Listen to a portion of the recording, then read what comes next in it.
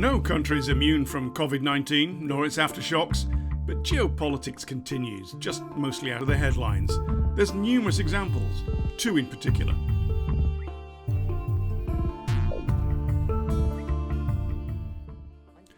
Heightened tensions in the Gulf between Iran and the US are a sign that underlying trends in the world have not been knocked off course. The Iranians said in early April the US Navy had blocked an Iranian ship. A week later, the Americans accused Iran's Revolutionary Guard of using 11 vessels to repeatedly approach US ships at high speed, one passing within 10 yards of a Coast Guard cutter. It's a threat when they get that close to our boat. And they have guns. They have very substantial weapons on those boats, but we'll shoot them out of the water.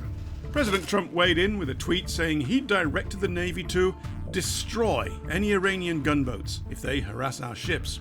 But the US Navy doesn't change its rules of engagement via Twitter, and harassment is not considered a direct threat, requiring them to open fire. Rule changes require the Pentagon to receive formal orders from the White House, and that hasn't happened. The Navy knew the tweet wasn't aimed at them, it was just Trump continuing his policy of maximum pressure to force Iran to draw in its horns. Iran, meanwhile, was continuing to try and reduce America's status in order to increase its own footprint in the Middle East. There's been a similar story in the Pacific, but with more of a COVID link. The Chinese aircraft carrier Liaoning and 5 warships sailed close to the Japanese island of Okinawa, which holds a US base.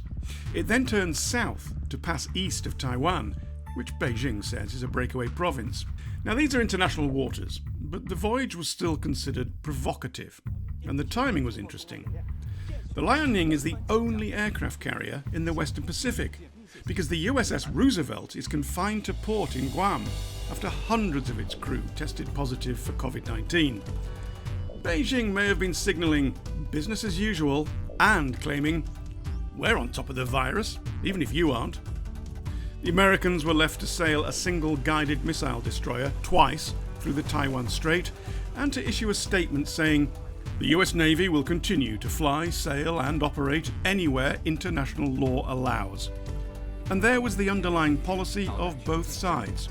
The Chinese signalling they intend to make the region their backyard. The Americans signalling they'll defend their allies and keep the sea lanes open. This is big stuff, and neither were about to let the virus stop them from making big points. Geopolitics continues unabated.